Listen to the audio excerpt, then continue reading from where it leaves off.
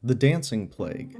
In July 1518, Strasbourg, a part of the Holy Roman Empire, witnessed a bizarre and deadly phenomenon known as the Dancing Plague. It all started when a woman named Frau Treffet started dancing uncontrollably in the streets. There was no song or music, yet the woman kept twirling and dancing hysterically for almost a week until she was joined by approximately 30 other people.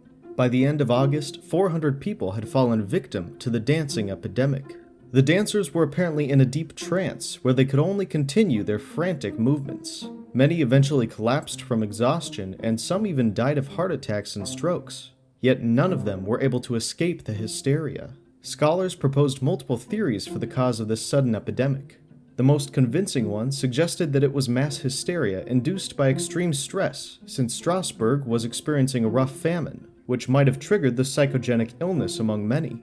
The city's authorities initially tried to cure the dancers by encouraging them to dance more. They provided musicians and professional dancers, hoping the affected would dance out the fever. However, when this approach failed, the authorities resorted to religious practices. The dancers were taken to a shrine dedicated to Saint Vitus, a saint believed to have the power to cure the dancing epidemic, and the epidemic eventually died. But the real cause of the dancing epidemic remains unknown to this day.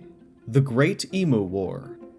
The Great Emu War of 1932 was a unique yet somewhat ridiculous military operation in Australia, where the military attempted to stop the growth of emus that were damaging crops in Western Australia. After World War I, many veterans settled in the Wheat Belt region of Australia, where they were shortly faced with multiple agricultural challenges, the major one of which was the spread of emus. In November 1932, after constant pressure from the farmers, the government deployed Major G.P.W. Meredith and 2 soldiers armed with Lewis machine guns and 10,000 rounds of ammunition to deal with the infestation. But, shockingly, their first try went in vain because of the birds' evasive behavior and partially because of ineffective weaponry. Despite firing multiple rounds, the soldiers were only able to shoot down a small fraction of the emu population, and by the time the war ended in December 1932, Australia's military was known as the only force defeated by a group of birds. The Tanganika laughter epidemic. In 1962, a Tanzanian boarding school erupted in laughter. What started as a case of the giggles in 3 schoolgirls only spread through the school and into nearby villages. Over the next year and a half, thousands of people laughed uncontrollably, some even fainting or crying. Doctors were puzzled. Was it a contagious disease? A mass prank? No one could tell.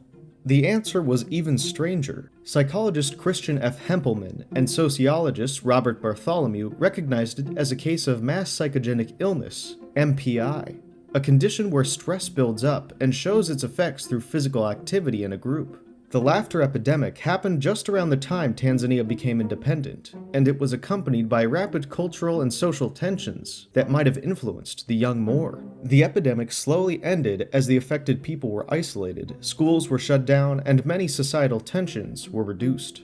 The laughter gradually started dying down, and finally, after 18 long days, Tanzania was free of the laughing curse. The Boston Molasses Flood. On a chilly afternoon in January 1919, the bustling north end of Boston was hit by a tragedy so surreal, people refused to believe in it. Around noon on January 15th, a massive storage tank containing 2.3 million gallons of molasses burst, releasing a wave of thick, sticky syrup flowing through the streets at 35 miles per hour.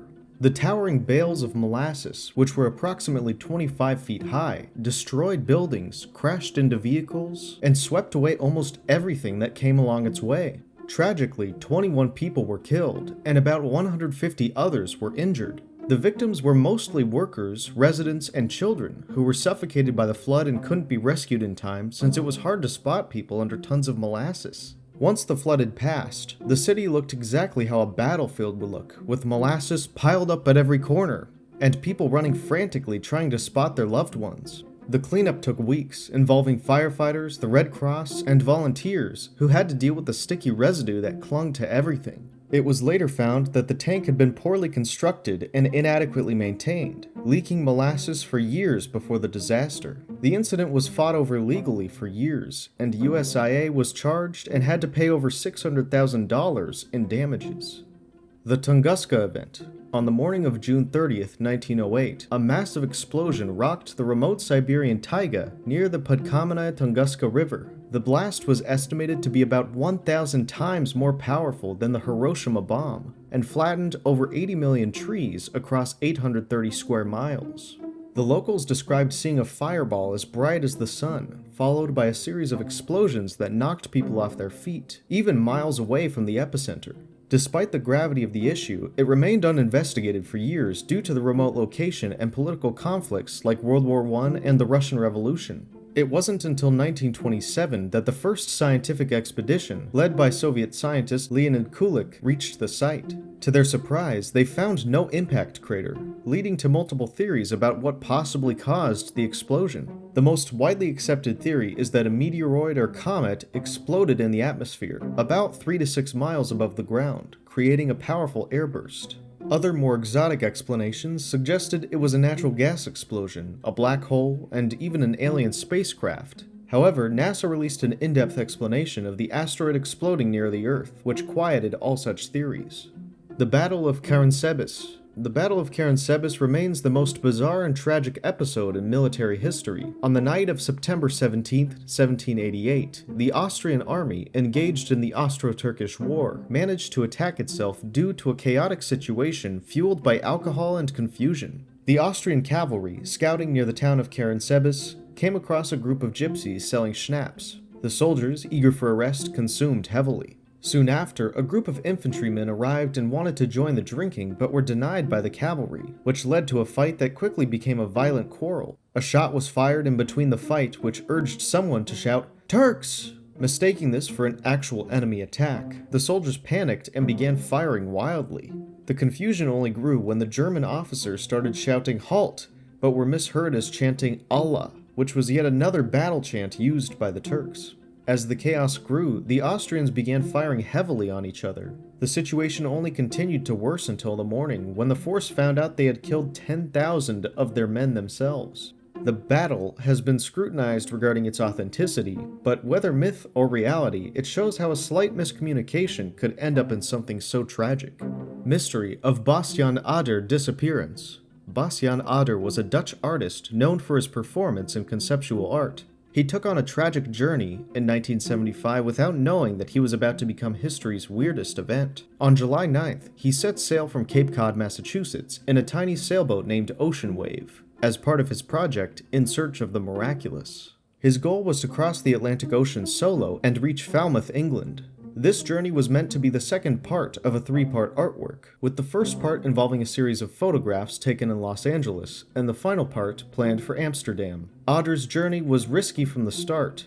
Despite being an experienced sailor, the small size of his vessel and the vast area of the Atlantic made the journey quite problematic. After he set off, no further communication was received from him. Weeks turned into months, and hopes of his survival eventually died. Tragically, on April 18, 1976, his boat was found off the coast of Ireland, but Ader was nowhere to be found. His disappearance still remains a mystery in the world of art. Was he engulfed by the cruel sea or got lost on an island?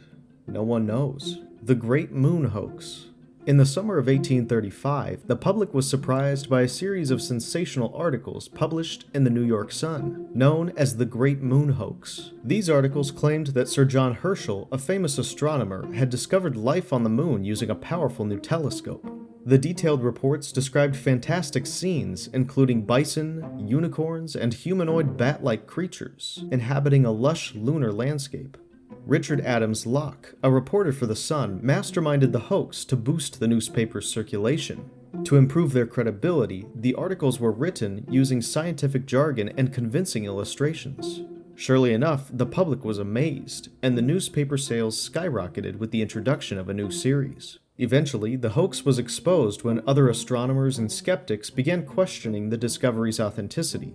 Despite the false claims, the Great Moon Hoax had really convinced people of life on the moon, and for a long time the public refused to let go of this perception. The Wilhelm Voit impersonation. Wilhelm Voit, a cobbler with a criminal record, executed one of history's most bold hoaxes on October 16, 1906. He dressed in a captain's uniform, pieced together from second-hand shops, and walked into an army barracks in Köpenick, Berlin. With his convincing tone and authoritative presence, he commandeered a group of soldiers, ordering them to accompany him to the town hall. There, Voit arrested the mayor and other officials, claiming they were under investigation for embezzlement. He also confiscated 4,000 marks and ordered the soldiers to guard the officials while he transported the money to the authorities. Once the transaction was done, Voit disappeared into thin air, leaving the soldiers and town officials confused. Voit's fraud was eventually uncovered and he was arrested, but his absurdity became a public story.